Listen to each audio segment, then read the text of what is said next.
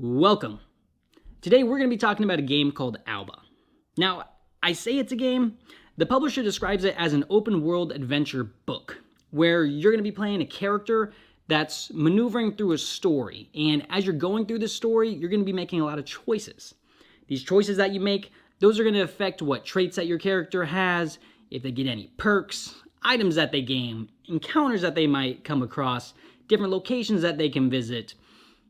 All to say, you're going to be making choices in that moment of time that will then affect what may or may not happen to you later in the story.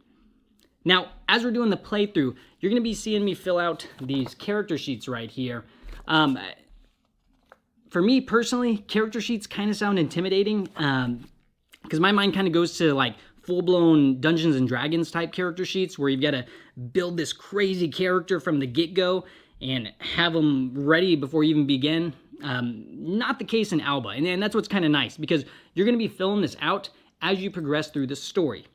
And really, essentially what this character sheet is just a way to keep track of all the different things that your character essentially has, be it items, traits, perks, locations that they visited, etc.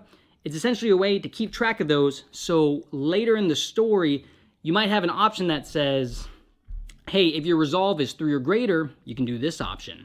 But if you don't have a resolve of 3 or greater, then you're going to go down this path. So it's essentially a means to keep track of all that to then refer back to later. So let's take a quick peek at the character sheet. So first page here, pretty basic stuff. Your name, your boat name. You've got options for the boat name. Again, you're going to be filling that out as we play. Perks that you might have, specialties. Again, these are going to be things that, okay, hey, if I had the medicine specialty, there might be something that comes up later in the story that, hey, if I had that specialty, something happens. Okay, what else do we got? You've got your main traits: resolve, compassion, instability, cruelty. These are going to be your main character traits. Again, just like the example I used, based on the value they're at, certain things may or may not happen. Encounters, keeping track of different encounters that you come across. Items. And the thing I like to point out about items, if you see at the top here on the items, it says compass, map, bedroll, tent. You cannot lose these items at any point. You always have them. Might be important to remember. Who knows? They point it out, so I will keep note of it in the back of my head. We've got items here. You've got another page of items. Let's see, what else do we got? Locations. Yeah. So the locations, and this is what's neat. So in Alba, every chapter of the game is a specific location. So each chapter, you're playing one location, and here you can kind of keep track of, have I unlocked these locations? Have I not unlocked them? Have I completed them or not? And what's neat is the game does have a nice little map that comes with it right here. And it's just to kind of give you a reference of the world of Alba. But what's neat is the game's going to come with stickers. And actually all of this, all the character sheet stuff that you're seeing here, you're going to be able to mark with stickers. And at least for the map, it kind of reminds me, if you're familiar with Gloomhaven, they've got an overworld map like this to where you can place stickers. And it kind of helps you in your head kind of keep track of, okay, hey, here's where I've been, here's where I could have gone, here's places that opened up to me that I didn't visit. So there's the map. And then, finally, the character sheet's not too crazy. I like this section. It's called the field notes. This is the only section in the how to play part of the book that says fluff. So the field notes are exactly that. They're fluff. They're not going to impact your game. They're just nice things to keep track of. So, that being said, huzzah! That's the last page of the character sheet. Yeah, so that being said, that's really it. Let's dive in.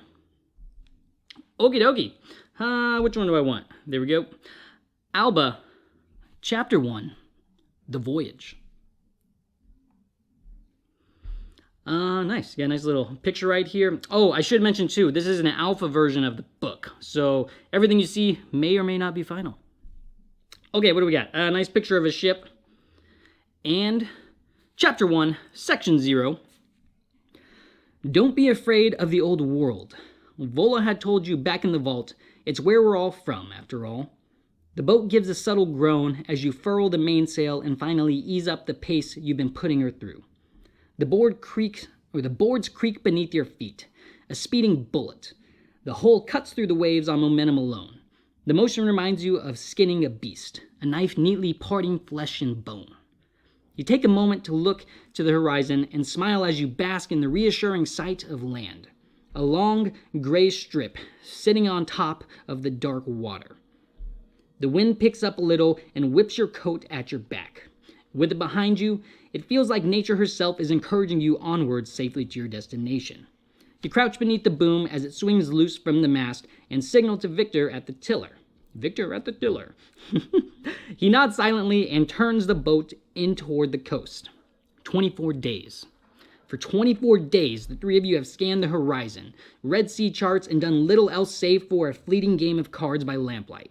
Squashed in between the narrow bunks of the crew cabin, the work of sailing the ship itself has been a steady and kept you on your toes, though the journey has been reasonably quiet. While you knew you should be glad of it, you somehow couldn't help but have wished for a little more excitement, rather than just days upon days of endless chopping waters. With all things considered, you're happy to finally see land again. Your mind meanders back to some time after the first week, when Goda, your other companion, suggested naming the boat. With little else to do, the pair of you had discussed the idea for almost the entire day, batting suggestions back and forth, happy to distract from the monotony that had thus far defined the mission. Victor had endured the squabbling in contemplative silence, spending his time on the deck and staring out to the horizon for hours. It was only as the night settled across your little vessel that he spoke a single word, his voice sending out a tiny puff of frost that was soon eaten by the darkness. So I've got a choice. And this is what words Victor is going to say. I can do Marlin, Ark, or Speedwell. I kind of like Ark. Ark sounds intimidating. Okay, turn to 1.2. So that's 1.1, 1.2. So this is Victor, Ark. The word hung in the air for a moment, your eyes involuntarily flicking to Goda and then back to Victor. Victor is a private man, saying little and sharing even less, but you never thought of him religious. Perhaps this is why he signed up for the mission, you thought to yourself. Perhaps he truly believes. Growing up in the vault, you were surrounded with tales of rebirth, stories of a chosen people that would rise from the dust of the world to rebuild anew. 100 years has passed since the war. 100 years you and your people had lived below the earth, waiting, biding their time, weathering the storm, in the great metal walls of your home which sealed you off from the wasteland outside. It was these stories that nourished hope. Your vault sent out its first expedition when you were just a child, but you knew they held far more significance for the older generations, the ones who had grown up when everything first turned to rubble and death, the ones who had seen the world before itself consumed. The ones who had seen the world before it consumed itself. Huzzah. Huzzah is not in there. Back to reading. When you signed up to leave your home, the idea of rebirth wasn't on your mind. All you had wanted was an excuse to leave the place that had kept you confined for the first 25 years of your life. Perhaps you were alone in that. As the days rolled on, there was a tension in the air that grew with each moment of silence. When it seemed like the pressure was too much, you would try and cautiously raise it with Goda. I went for the same reason everyone does, was the only answer she ever gave. Her face always turned pointedly away from you. I couldn't spend the rest of my life in that place. You mulled over those words for a while. On the 16th day, you found yourself with Goda, once again, securing cargo that had come loose in the night of heavy winds. As you packed the crates and barrels back in with tight ropes and examined them for damage, you saw the crew in a new light. Perhaps this mission was more than a simple supply run. Perhaps to the old world it spelled hope, a chance to start again. You mustered the courage one time to turn to her and ask, "Do you believe in the Ark?" For the first time in your conversations, she turned and looked at you directly, the cold blueness of her eyes coinciding with the wind that made you shiver. "I don't know. Do you?" she responded. You paused for a moment, taken aback by the sudden reversal. You weren't sure how to reply, but by then she had turned back to her work. The subject wasn't brought up again. Add Ark and 2 to your character sheet. And there we go, our first thing in the character sheet. I'm going to mark it with an X. Huzzah. Turn to 1.4. Here we go. 1.4. Oh boy, that's a wall of text. Dig in. Okay, here we go. You feel that you should be doing more to help your crewmates, but you find it incredibly difficult to tear your gaze from the approaching land.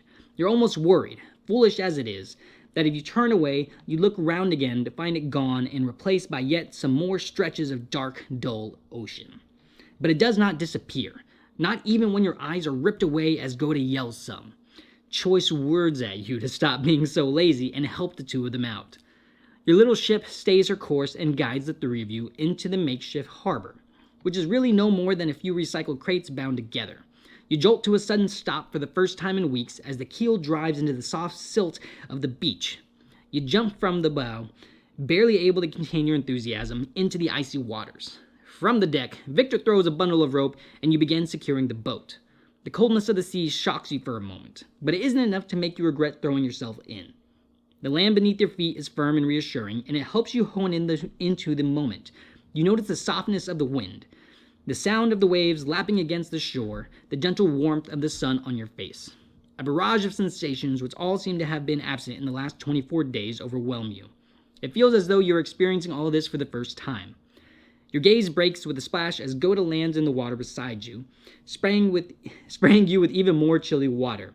You can't bring yourself to mind, though, as she slaps you on the shoulder and wades past you to the land. Following her, you tread over the graying sand to the dunes, where patches of dry grass begin to sprout. Goda nimbly ascends the bank, offering a hand to help haul you up next to her, and for the first time, you look and see the old world. Ground stretches out as far as your eye can see, every inch of it covered with grass. It isn't as bleached as your home country. In fact, it's even beginning to ripen into greenness.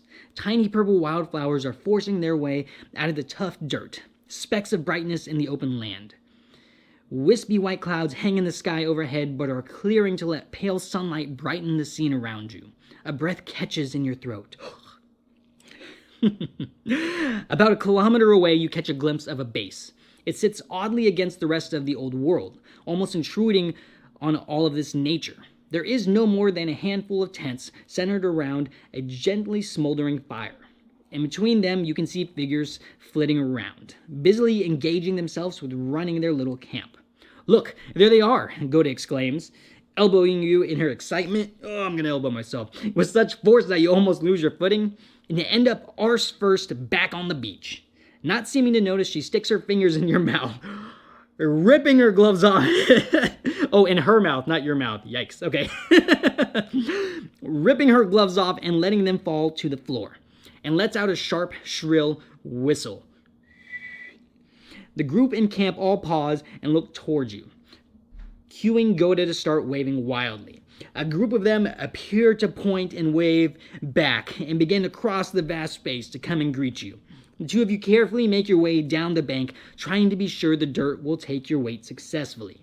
You meet the two of them about halfway, both men in green overalls, one small and smiling broadly, the other taller and solemn. "We expected you tomorrow," says the shorter man, reaching out and enthusiastically pumping your arm in a handshake.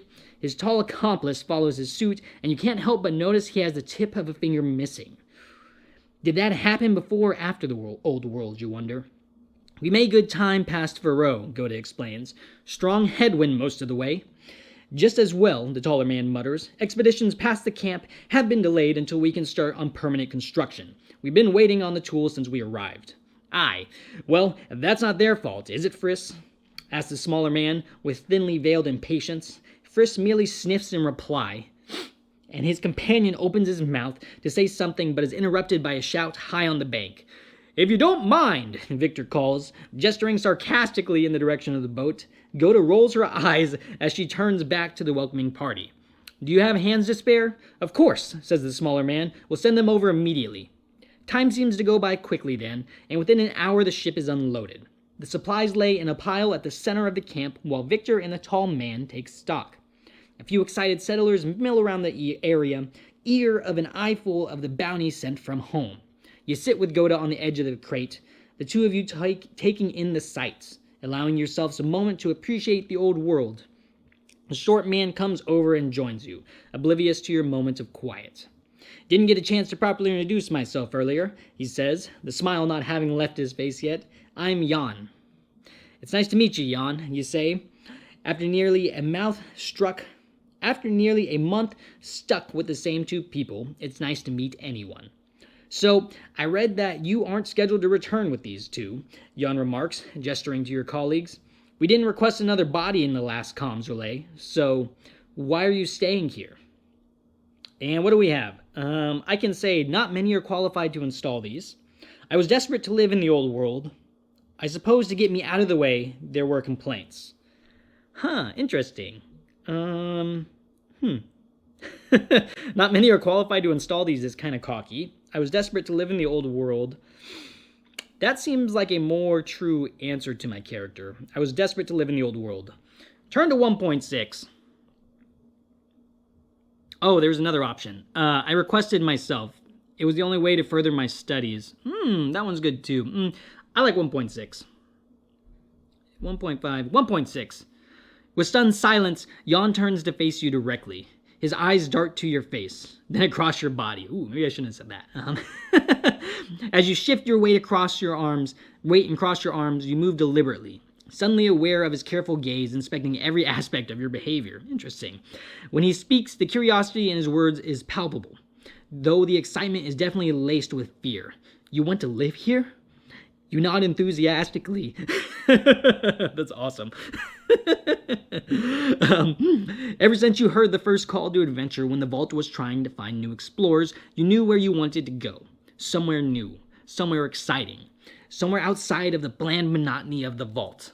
In a moment, you're transported back to the classes you elected to take to learn more about the old world. The hours you logged learning about the environment and history, but more importantly about the people. They're all savages.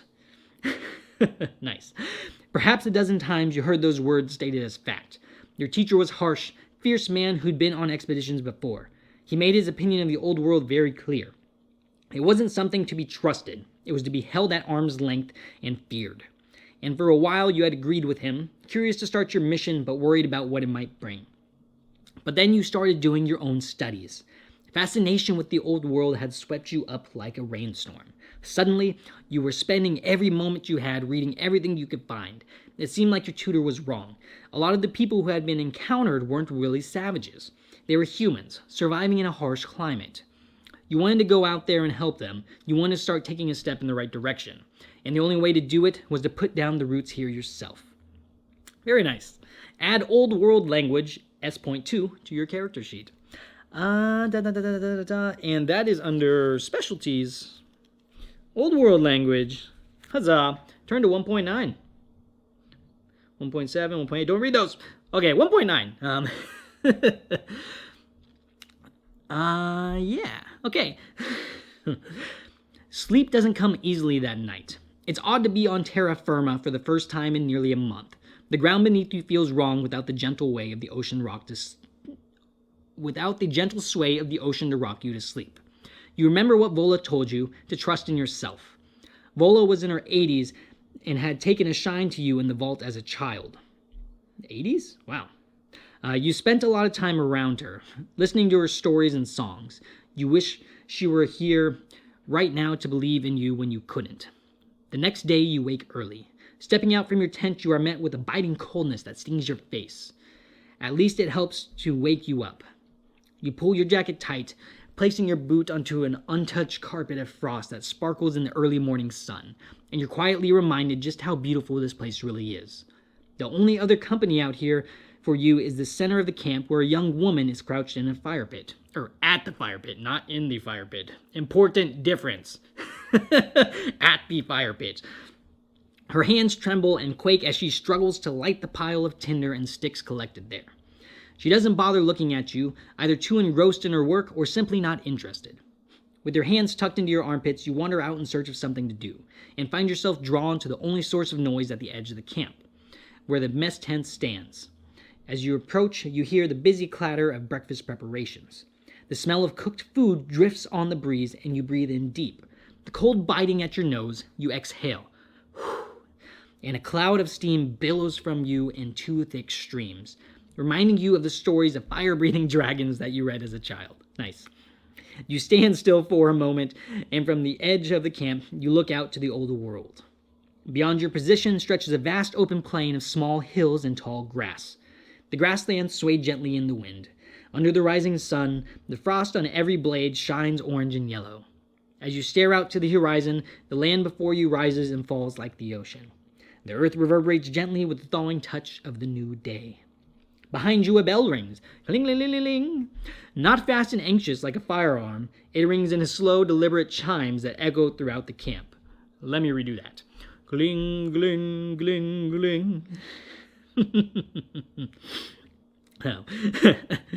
Oh, I humor myself. Okay. You're not sure how long you've been looking out across the sunlit sea of grass, but when you turn to head back to the mess tent, a handful of other settlers are beginning to gather. You eat in silence. At the end of a long table where 6 other quiet types solemnly chew their porridge and dried fruit. The food, you notice, is much like the rations you ate on the ship, and you feel disappointed. You had quietly dreamed all those nights you lay in your ship bunk of what delicacies would await you. Meat thick with fat, rich ripe berries, bursting juice down your chin as you bite into them. Instead, you chew another handful of dry, rough raisins and force them down. As you eat, you watch the activity around you, the growing humdrum of life as more and more people stream into the tent. Bleary-eyed individuals yawn, rubbing their eyes as they stand in line. To the far end of the tent, a pair of cooks work away at a makeshift kitchen. 20 or maybe 30 settlers are gathered together to start their various days' activity. The collected heat of their bodies warms the cold air, and a small, steady blanket of steam rises off the group of you. Chatter begins to break out, and you even hear laughter occasionally. As they eat, the shabby canvas tent feels cozy, almost homely. As you scrape at the last remnants of your food from your wooden bowl, Goda enters the tent. She looks around for a second until you make eye contact, acknowledging her with a small wave. She crosses the mess awkwardly, knocking people out of the way to get to you. She doesn't notice the glowers she's received in return. As she sits beside you, she leans in close. You have a briefing in 20 minutes, she says right in your ear in order to be heard over the noises. Sounds like Victor and I are scheduled to head back to the vault within a couple of days. Is there anything you left on the boat? Add mess tent F.1 to the map near location 1, the voyage. Add mess tent to the map near location 1, the voyage. Okay. So at this point, I would update the map. Okay. And that's fine. And let me see. Is this in the character sheet as well? F.1. No, it is not, because locations are else. Oh, no. Here we go. Mess tent is a field note. F.1. So, found the mess tent. Huzzah.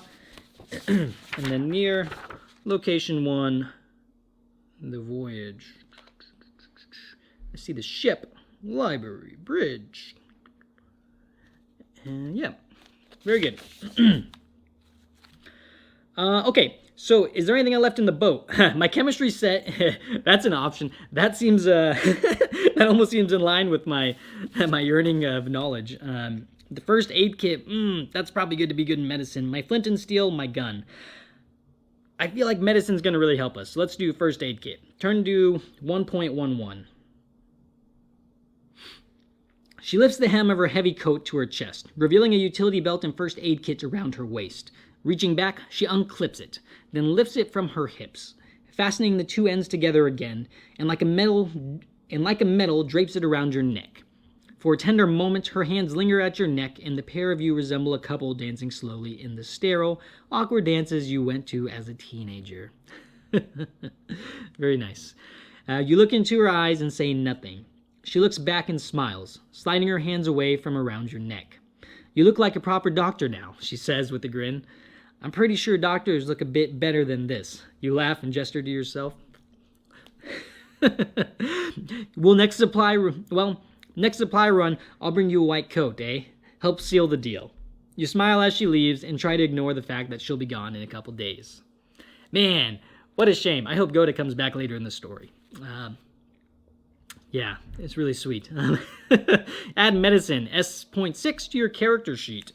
here we go. So I have specialties. I've got Old World Language and Medicine. That seems like it's going to be good. Turn to 1.14. Don't read these other ones. Don't read these other ones. Huzzah. After breakfast, you make your way to the makeshift control center, a small tent no bigger than the mess room. Its only distinguishing feature is that, next to it, a portable radio tower has been erected, standing strong and true in the cold wind. Inside the tent, a pair of people you haven't met yet look over a map, talking to each other about minutiae that you assume must only be known by the heads of the camp. As you enter, the one facing the doorway looks up. He is tall with a shaved head and clean-cut beard. His dark skin seems dry and ashy from the cold climate. His lips are cracked and rough, and his eyelids are dusty with flakes of skin. "Good to see you," he says in a loud and confident voice. "My name is Funnen. This is Mari. Sorry we couldn't meet with you yesterday, but it was important we started getting supplies sorted. How was your journey?" Behind him, the girl looks up from the table. She has the man's nose and chin, but is much younger than him, clearly his daughter. Her eyes are dark, and when she extends a hand for you to shake, you find it cold and dry. Interesting description. She remains passive as you tell her and Fannin about your journey.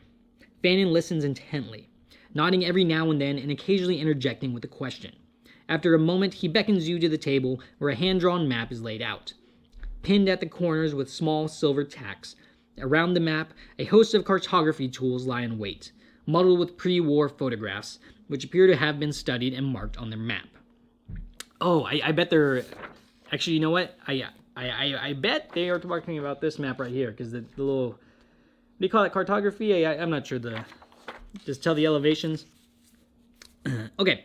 The old satellite images give us a rough idea of the landscape, says Mari, her voice just dour as her countenance. But we rely on scouting parties to make the majority of our reports. That will be your job. Here, says Fannin, indicating a point on the map, is where the camp is now, and here is where we hope to establish the first settlement.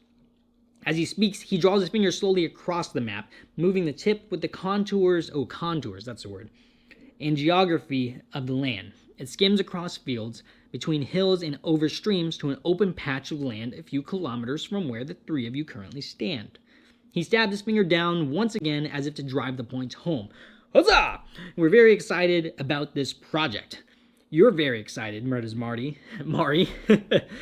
You follow the line he draws and take in the details of the map. Your mind can't help but to begin about what dangers there are here. It is the old world, after all. There's no telling what could be waiting just around the corner, ready to pick you off at any time. The problem is, Mari continues, there are too many unknowns for me to sign off on this in full confidence. We're being told to move inland by control, but I cannot risk a full-stage settlement if the land is not tenable. The final word hangs in the air for a moment, exuding an awkwardness that you notice immediately. You look up from the map to her face, but see no indication in her expression of the true meaning of her words. A brief moment of silence passes before Fannin speaks up, jabbing his finger at the map again as he does it.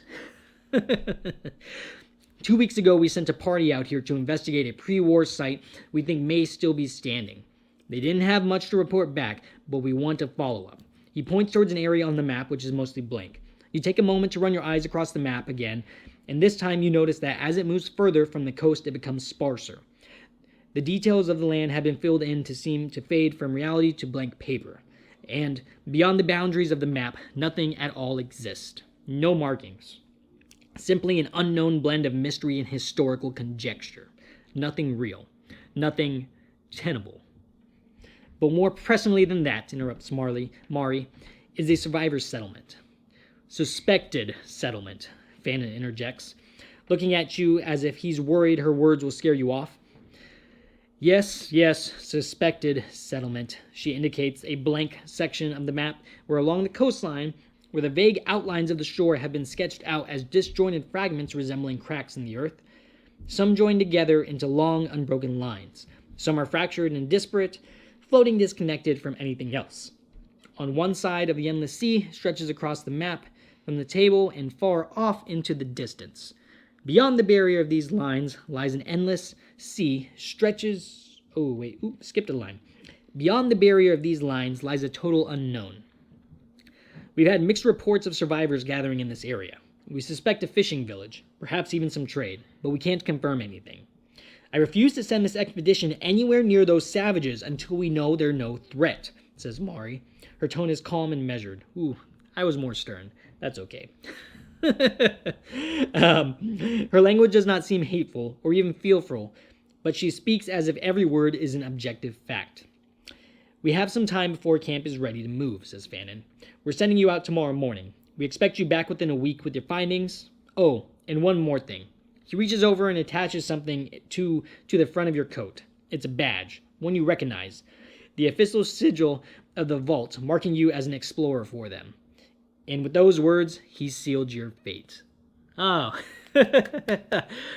I know our character would be very proud so far of that of that official badge, because they've always wanted to be here. And it looks like that actually ends the chapter. And this is what's really neat. The options at the bottom are add power plant, which is chapter 3, add the ship, which is chapter 5, or add the storm, which is chapter 2. So at this point, I would choose which place we want to go to, and you know what? What the heck? I'm just going to say let's just go to the storm. That would be L2 to the map, because the ship and power plant, but the storm, I don't know what the storm has in store for me. Ah, I see. And then we've got, under my locations, I have unlocked. Oh, I add all of them. So that would be the storm, which is L2, the power plant, which is L3, and the ship, which is L5. So I've unlocked all of them. And then now, that is the end of the chapter. It says turn to chapter 2. Chapter 2, the storm. And that, my friends, is where the playthrough is going to end. Hope you enjoyed it. Pretty neat. I like the setup of the first chapter and how the choices that we made